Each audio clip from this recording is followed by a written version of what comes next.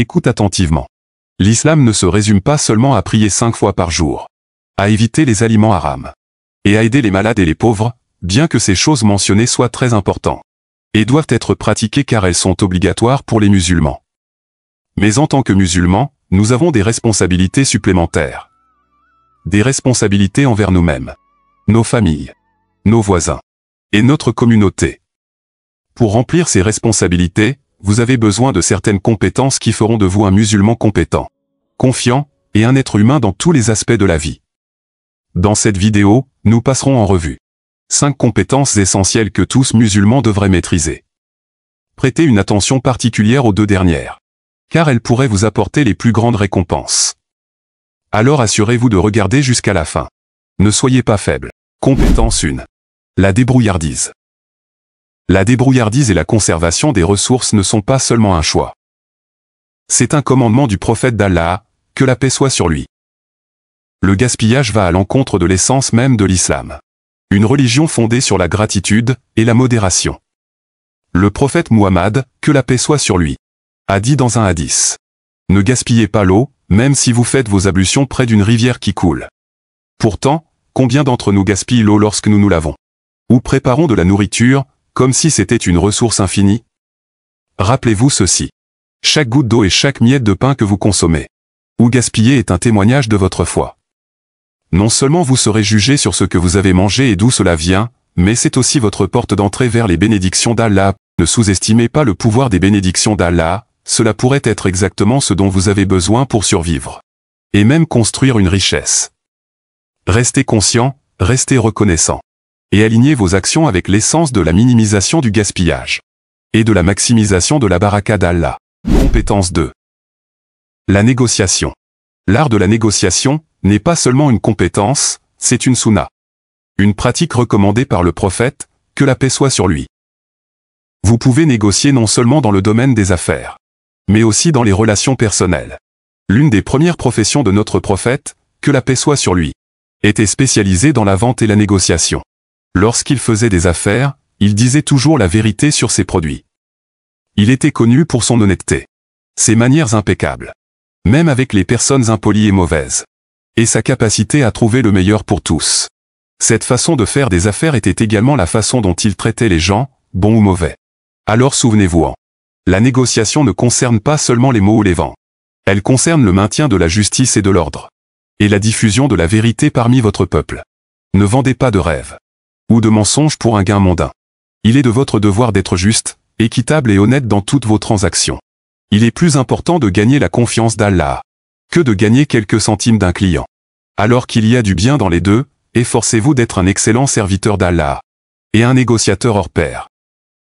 Compétence 3. L'autodéfense. Comprenez ceci. L'autodéfense n'est pas seulement une activité sportive. C'est une compétence qui devrait être maîtrisée par chaque musulman. Dans l'islam, notre foi ne tolère pas la faiblesse face au danger.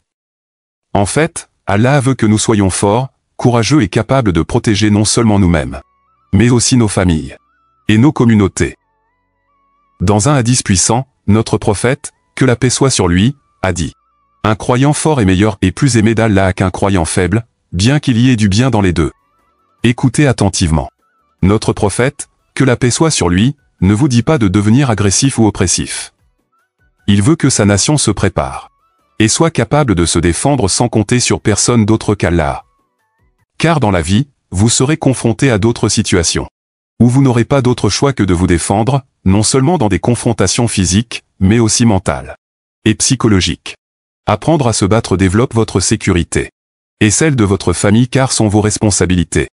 Bien qu'Allah soit notre protecteur, il vous a également donné un esprit et un corps que vous pouvez développer. Utilisez ce qu'Allah vous a donné au lieu de vous inquiéter ou de le gaspiller.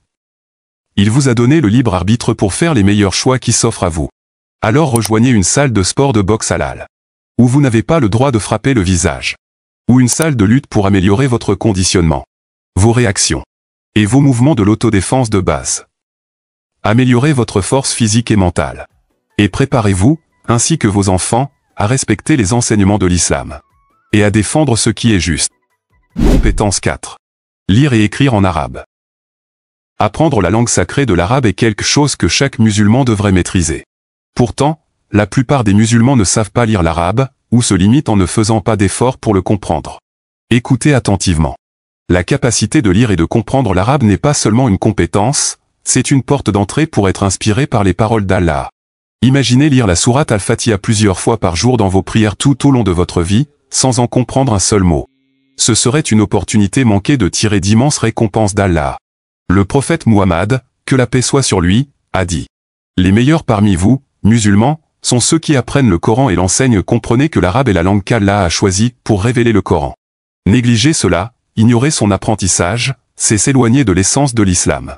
Il est de votre responsabilité d'apprendre les bases de la langue du Coran et d'améliorer progressivement votre lecture et votre compréhension. Rendez-vous à votre mosquée locale, ou recherchez des tutoriels d'arabe sur YouTube où vous pourrez suivre à votre propre rythme. Et pendant que vous apprenez, ne vous laissez pas distraire par la complexité de l'alphabet arabe ou de la grammaire. Le chemin vers la maîtrise est un processus, alors soyez patient et persévérant. Même lutter pour apprendre la langue aura de grandes récompenses, tant que vous avez la bonne intention. Alors, ne baissez pas les bras.